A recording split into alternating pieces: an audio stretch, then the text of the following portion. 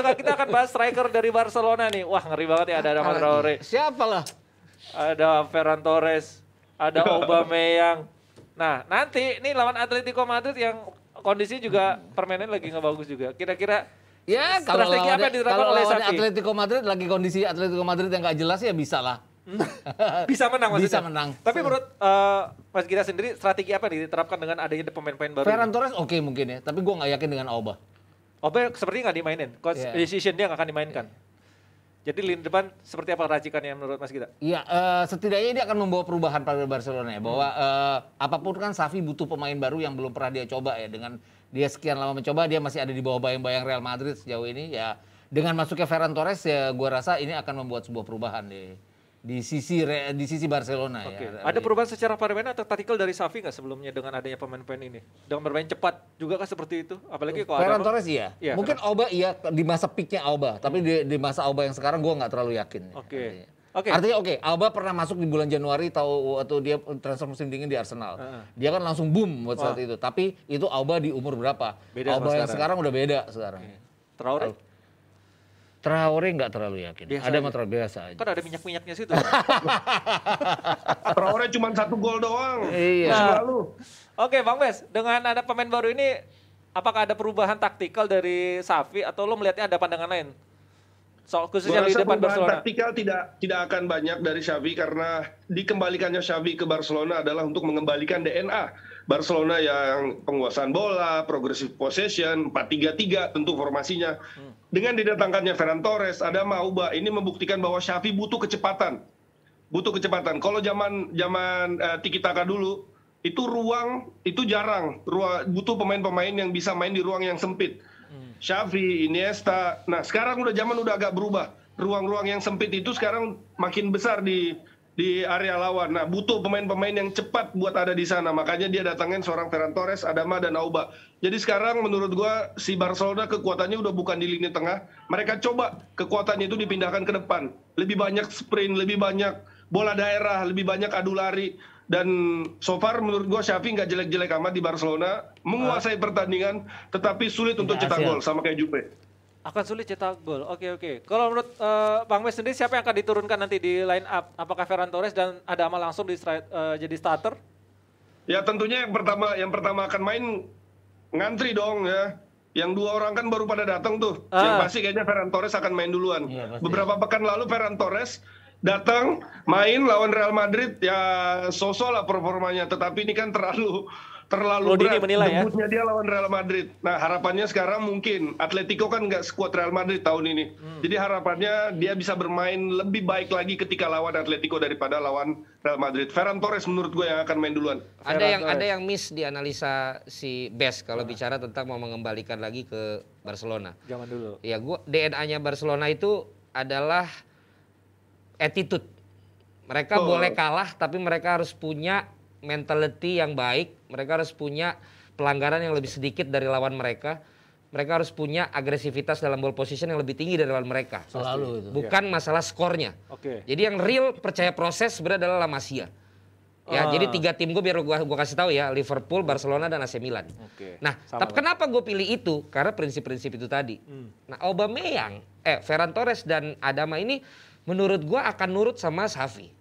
Karena Xavi adalah Seniornya. senior dan legendnya di Barcelona. Jadi dia bisa masukin filosofi yang sudah dia dapat, tinggal dia gamparin kalau nih anak berdua macem-macem. Eweng-eweng gitu. Ya, misalnya bukan Xavi premannya, dia tinggal hubungin preman angkatannya kan.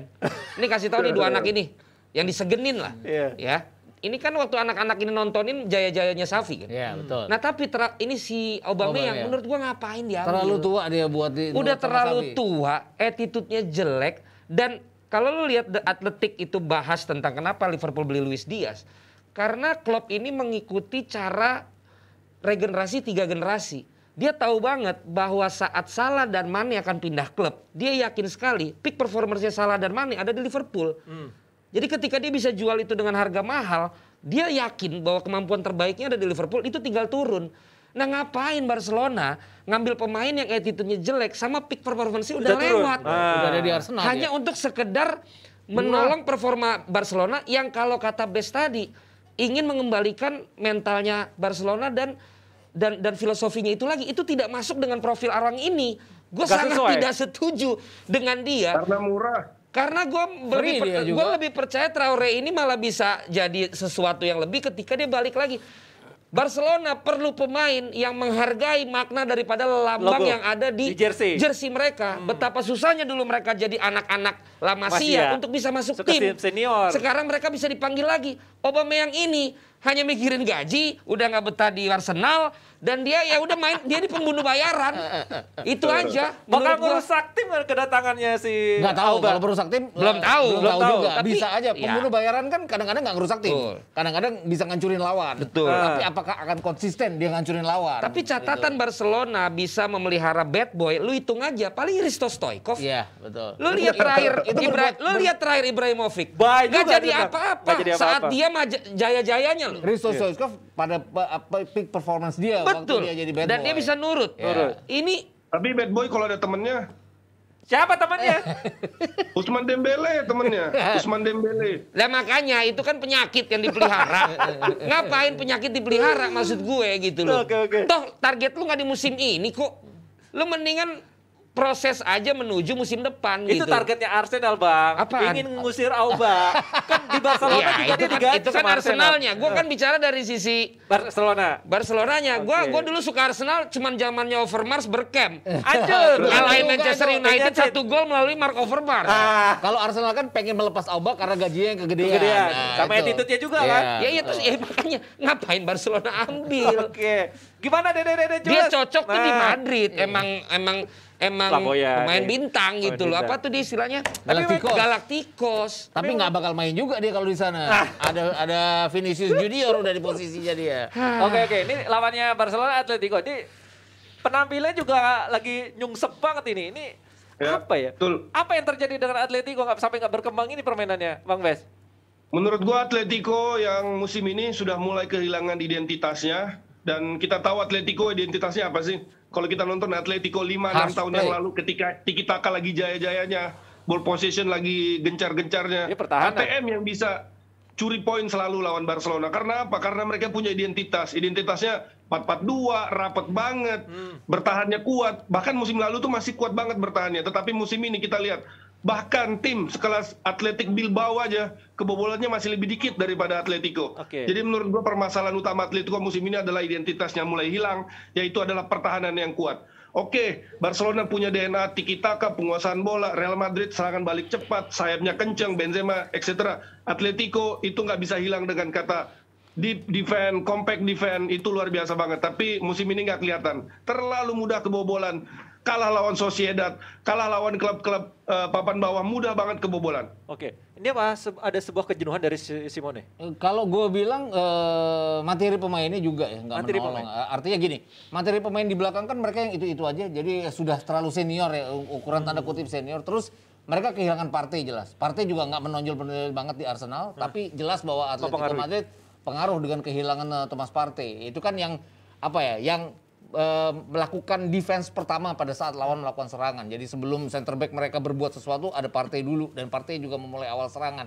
Itu yang nggak terjadi sekarang. Itu sebenarnya ini bukan musim pertama mereka gitu ya. Kemarin-kemarin udah terlihat bahwa mereka gitu, tapi kan mereka masih bisa di atas. Nah, sekarang itu kelihatan di musim ini. Kedodoran. Ya. Tapi dengan adanya pemain pensiunasi yang boleh dibilang cukup lama di belakang, bukannya sebuah keuntungan? Iya, Mas Gilang? tapi kan kalau makin lama makin ini ya, makin nggak berkembang ya gimana ya? Pasti kan mereka harus ada permajaan di situ. Terus dari sisi Joao Felix, itu kan Joao Felix tidak menunjukkan performa dia sebagai seorang pemain yang sangat diharapkan. Gitu loh. Oke, dengan buruknya pertahanan belakangan, kemudian Joao Felix juga performanya nggak berkembang.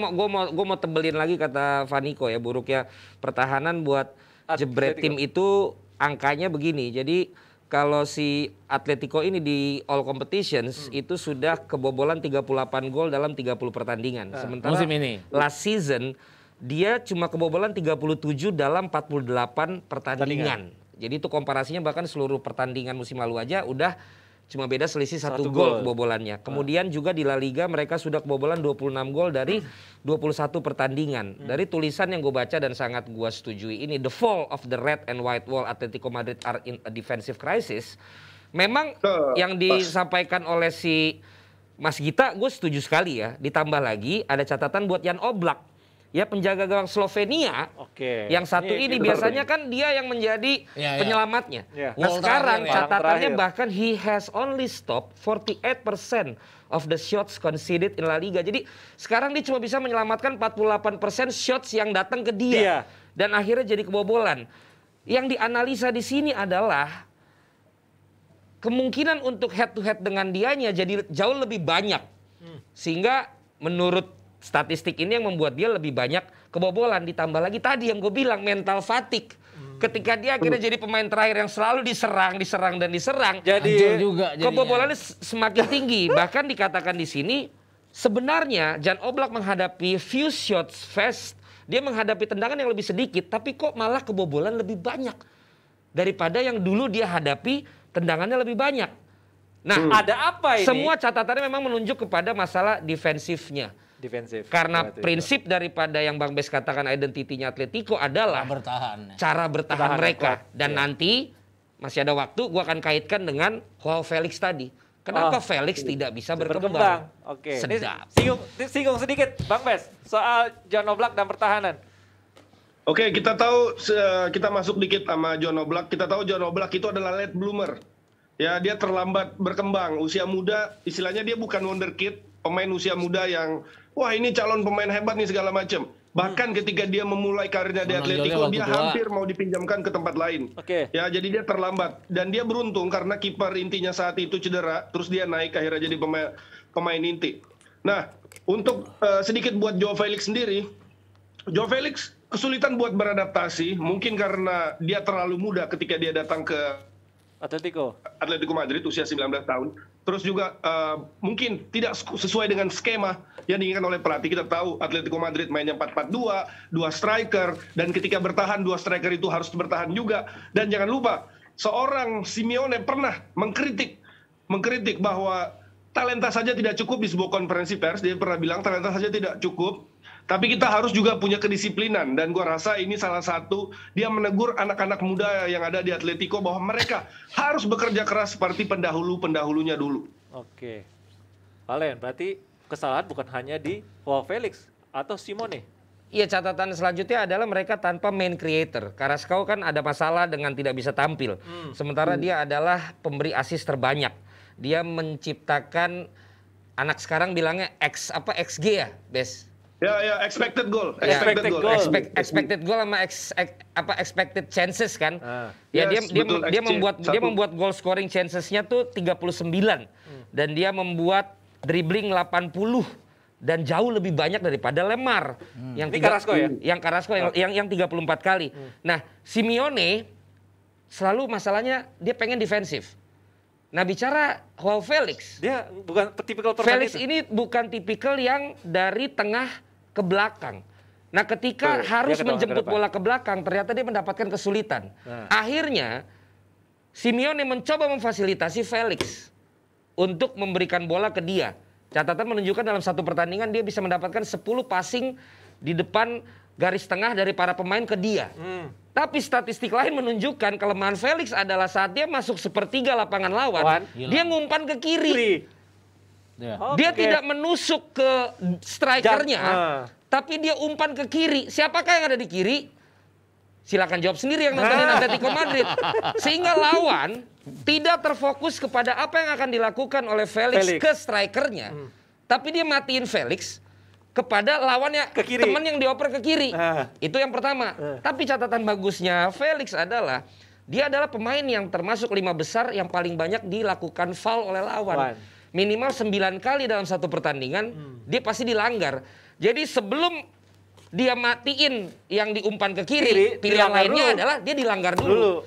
Sehingga dia tidak bisa creating chances ke depan maupun ke kanan. Jadi dia dianggap tidak berbahaya oleh lawan-lawan mereka. Itu yang menurut statistik, gua nggak nonton sekarang soal Atletico Madrid, yang membuat Felix dianggap worth it gak sih seharga segitu?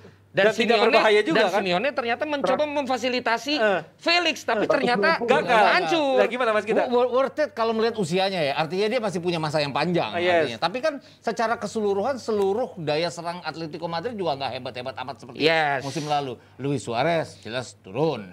Terus itu tadi creating chances dari Joao Felix juga tidak berkembang dengan Tidak berkembang baik. Ada satu pemain yang dianggap bisa berhasil, Cunha. Cunha tuh hebatnya ya cuman pada saat kompetisi pendek seperti Olimpiade gitu loh. Tapi pada saat harus kompetisi yang konsisten panjang selama satu musim ya nggak banyak berkembang juga ujung-ujungnya. Berarti ya Joao Felix biasa-biasa aja dong Bang Bes ya, nggak ada yang spesial harusnya dan cabut aja dari Atletico biar makin berkembang. Iya. Rugi nggak mau rugi lah Atletico. Iya lah pasti nggak mau rugi dia. Belinya 120 juta, istilahnya paling nggak kalau dia dilepas 60 juta aja orang bayar itu udah Atletico udah untung. Udah istilahnya udah oke lah daripada rugi-rugi amat. Sekarang untuk Joao Felix dihargai 60 match kayaknya. Mungkin malah 30 atau 20 aja. Istilahnya daripada dijual, mungkin oke lah kita kasih kesempatan, kita kasih main. Buat yang pernah nonton Derby Madrid lawan Atletico, ya, yang Madridnya mendominasi pertandingan pada babak pertama, terus pada babak kedua si Simeone masukin Joao Felix. Tadi Bang Valen sempat singgung bahwa dia sering dilanggar. Nah, disitulah nyawanya Atletico ada sedikit hidup ketika seorang Joao Felix masuk. Nah, ini bisa jadi sebuah kartu as di masa yang akan datang bahwa pemain-pemain dengan kreativitas, dengan mengambil resiko, pemain muda seperti ini bisa jadi sesuatu hal yang bisa ngebantu tim. Dan dia mengakui, Bes, bahwa dia bukan pemain yang scoring goal. Dia itu memang ngatur ritme dan kalau lihat filosofinya sebenarnya yang cocok siapa? Ya Griezmann pindah ke Atletico, harusnya Felix ke Barcelona. Kita lihat kalau aja nanti mapping ya. daripada karakternya ya. Beberapa kali Nggak kok ada duit kok, nggak ada duit Barca. ya itu mungkin masalah. beberapa kali kok Felix di musim pertamanya bahkan musim ini ya dia dribbling terus dia bingung mau kasih kemana gitu loh. Dan scoring gol tidak bisa dilakukan. Dan strikernya mungkin juga ya. Tapi Suarez ya. Iya, seharusnya itu. Makanya dia ke kiri mulu Ada kali. penurunan dari Suarez juga itu yang Kita lihat nanti. Prediksi singkat Mas kita. Valen. Yang mana Barcelona? Atletico. Ya tadi yang kayak gue bilang menang tipis Barcelona. Menang masih tipis, bisa. Valen. Gua nggak bisa memprediksi yang ini nih. Oke. Ya. Bang Bes. Gue sekarang data. Sekarang ribuan. Gue menganalisa hasil pertandingan aja. Dengan ada pemain baru. 2-1 menang ATM. 1-2 dong berarti. Oke, Jepretin. 1-2 menang ATM. Walaupun Barcelona sekarang grafiknya meningkat, tetap ATM masih lebih baik. Wah, ATM lebih baik. Oke, Jepretin mau komen, prediksi silakan. Ya. Oke, karena Sekalian prediksi juga. Ya. Gua lawan Vincent bulu tangkis menang mana? Ikut tuh, Bang. Hah? Ikut dong. Karena Abdel sama Desta Dia duet. rame banget di pingpong. Lu? Gua lawan Vincent. Sendiri. Pansos. Oke. Kalau butuh ganda gue ikut seleksi. Enggak, udah pernah main sama lu. Oke, terima kasih Mas kita. Valen, Bang Bes, terima kasih Thank you. Jepretin. Sampai ketemu dan jaga kesehatan selalu. Oke, bye-bye. Bye.